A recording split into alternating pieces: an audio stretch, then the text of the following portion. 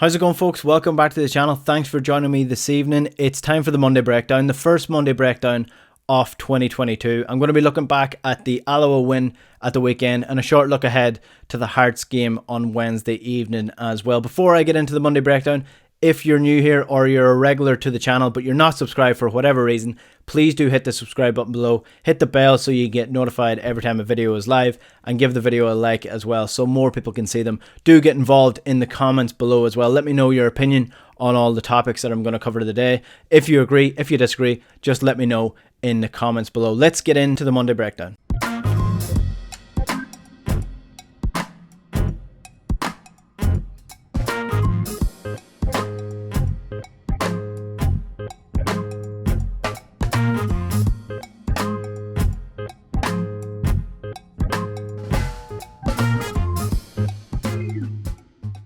Right, so we're going to start with the Alloa win at the weekend in the Scottish Cup. Celtic winning 2-1. Giakoumakis getting the first goal, Abada getting the second, and conceding late on, disappointingly. But Celtic are through to the fifth round, where they will face Raith Rovers. This was a game full of negatives for Celtic, but I'm going to start with the positives. Firstly, Celtic are through to the next round. That is positive number one. You have to get through, regardless of the opposition, regardless of the injuries that happen. The most important thing is that Celtic are through the next round of the Cup. Now, with the team sheet that Celtic put out, they should be through to the fifth round, and they are. I felt that Ange went a little bit too strong with the team sheet. A few names that I would have liked to see get a chance in this game, but he went with the team that he went with, and Celtic are through. So that's positive number one. The positive number two is Giakoumakis getting a goal and getting his confidence. Now, he's going to be Celtic's main man for the next couple of weeks. That means the Hearts game, that means the Dundee United game, and that probably means the Rangers game as well next week.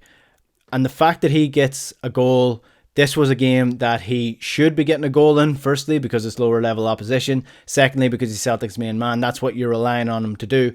And if Celtic are going to rely on him, he needs to be getting these goals, and he got one. That will do his confidence a world of good. Now, there's a few things with Giakoumakis that I want to touch on. The fact that he came into the club with a massive goal-scoring record in the Eredivisie the year before was something I highlighted as a potential, not negative, but something to look out for when he was coming to Celtic, because you're looking at that goal scoring record, you're thinking, okay, that's amazing. He's doing it at a really good level. He's scoring loads of goals. This could be a potential coup for Celtic. Now, the reasons that I was slightly worried about that was because there wasn't a real explanation about why he had scored these goals, what the situation was around those goals. Was the team built around him? Was he the main man? Did they just go on a mad run? Was he just lucky with some of his chances? There were a few unanswered questions when he was coming to Celtic, especially the fact that his fee was so low. Now, I know a couple of those questions have been answered, but these are the situations that Celtic probably need to recreate now that Giakoumakis is the front man, now that he's leading the line for Celtic. So I think by looking at him, by watching him this season, I think we all know what he is. He is an in-the-box striker that if you get the ball to him and he can get his foot onto it or his head onto it, he'll get it on target and he'll score goals. That's what I think Giakoumakis is. He's good at holding up the ball, sure. He's good at creating it for the wide men, getting space for them and getting it off to them early. But if he's going to be the main man, he's going to need goals as well. And if we're going to get him goals, we need to get the ball into the box like we did at the weekend. Liam Scales with the delivery. So that's positive number one. Is Giakoumakis is off to a scoring start now that he's starting up front for Celtic, now that he's the main man. Will he keep that going over the next couple of weeks? It's going to be vitally important for Celtic that he does. So that's the positive number one, that he has scored a goal and his confidence should take a boost from that. The second positive is the man who put the ball into him. That's Liam Scales, who started at left back. Now, I think Liam Scales is putting himself in the hat, certainly to be Celtic's starting left back at this point in time. I think he's coming from the League of Ireland. There's always going to be that little bit of questioning in people's heads whether he's good enough to make the step up. But so far, since he's been playing, I think he's made that step up very well. In the games that he's played so far, he's played 4 times. He's scored 1 goal and he's got 3 assists. Now, that doesn't mean everything, but I think in terms of positioning, in terms of his on-the-ball play, in terms of just adjusting to a new system under a new manager at a higher level, I think he's done it really, really well. I was actually speaking to Liam Scales' underage coach at the weekend on Friday, and he said that Liam Scales reminded him of Roy Keane, not in the sense that he's as good as Roy Keane, but in the sense of when he coached Roy Keane as well, he thought that Roy Keane could do it at every level. Every time he stepped up a level, he could do it at that. And he saw the same with Liam Scales when he was with UCD to start off. When he moved to Shamrock Rovers, he said, no problem, he can make that step up to Shamrock Rovers, who are a much better side than UCD. And now that he's moved from Shamrock Rovers to Celtic, he says that he thinks that Liam Scales can make that step up as well. So I think he's definitely putting his name in the hat. He's definitely putting Greg Taylor under pressure. And there's definitely a player there. And if he can develop long-term for Celtic, there's no reason why he couldn't push for that left-back spot, because we do need to strengthen there. And if he's playing better than Greg Taylor, he deserves to start instead of Greg Taylor. It's as simple as that for me. For me, Greg Taylor still pips him a little bit just because of his experience on the pitch and in these big games. But I think he's definitely putting Greg Taylor under pressure for that left-back position. So that's positive number 2. I'll start with the negatives. Look, with a team like Alloa, with a Scottish Cup game, you're going to get rough challenges. But some of these challenges were absolutely atrocious. We'll start with the Itaguchi one. How Niang was not sent off for that, I'll never know. He was over the ball, he was late, he was studs up, and it was a potential leg-breaking challenge. It was a red card. There's absolutely no doubt in my mind that that was a red card. On first viewing, on second viewing, on third viewing, every time I've watched it, I've just questioned how the hell was that not a red card. And I think the reaction of the Celtic players says it all. Straight away they were over to the referee wondering what he was going to do here, and they were angry. And you don't often see, when it's just a hard challenge, you would see, yeah, there might be a couple of players over to the referee, but they were straight over and they were looking for the red card because it was a red card challenge. It was unbelievable that he was still able to continue on the pitch. So that was number 1. Negative number 2 is obviously the injuries that have followed with this game. Itaguchi, we don't know how long he's going to be out after that challenge from Niang. Abada went off injured as well. His ankle was on ice when he was on the bench. And then Callum McGregor, who I will talk about in more detail, because I did a video on this channel not so long ago, I think it was last week, where I spoke about Callum McGregor and his importance to this team. I think he is Celtic's most important player. A lot of people are saying Joe Hart, which I completely, that's a fair point as well. Joe Hart is a massively important player for Celtic.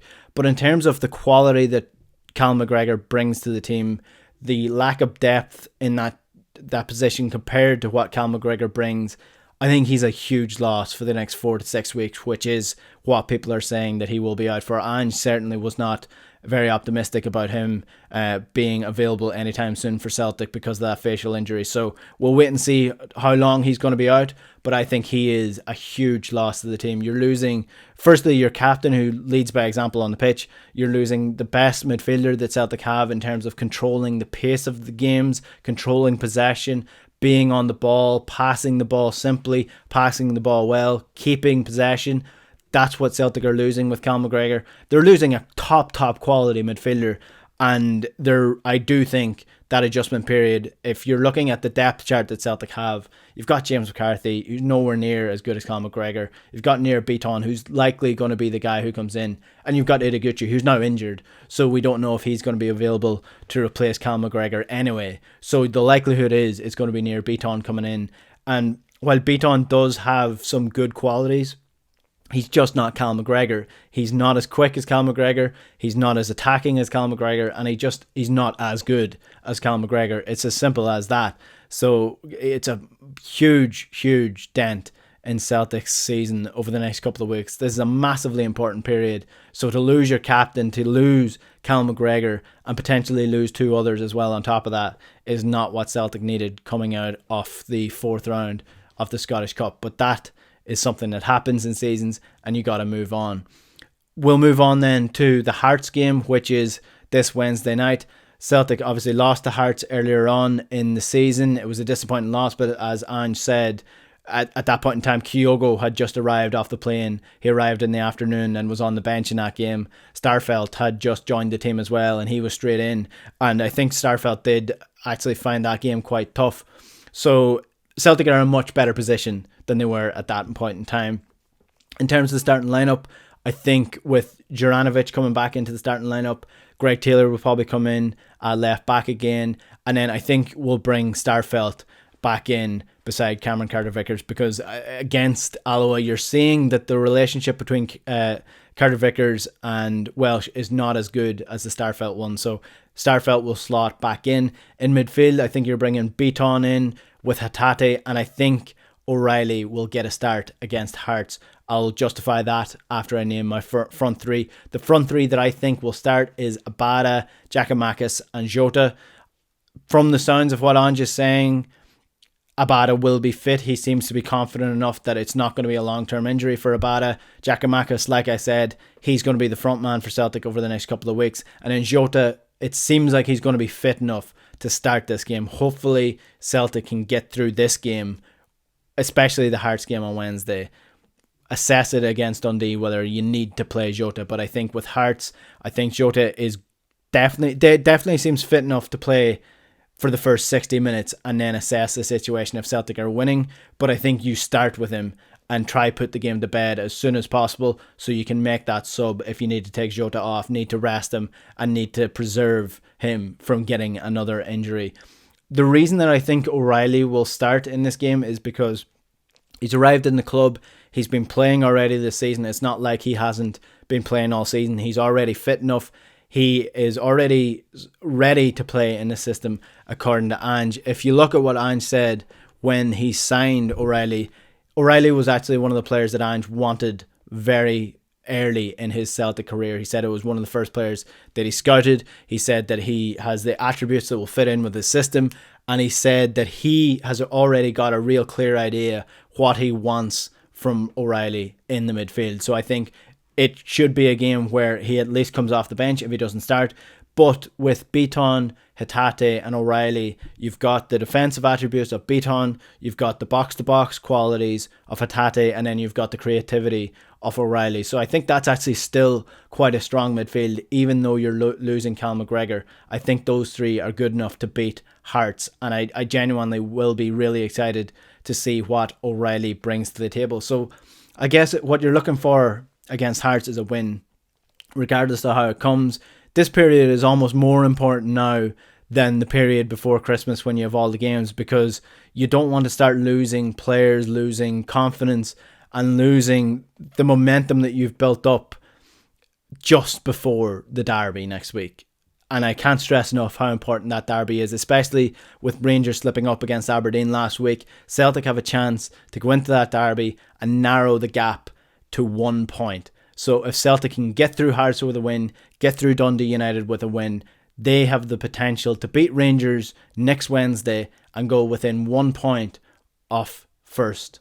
That's how important these games are. So Celtic have absolutely no choice but to win these games. If they don't win all these games, if they don't win this Hearts game, if they don't win the Dundee United game, it doesn't really matter whether or not they win the Rangers game. But if they put themselves in the right position, take it one game at a time, there's every chance that Celtic could put Rangers under serious pressure going into the final bit of the season. So that's how important this stretch of games is.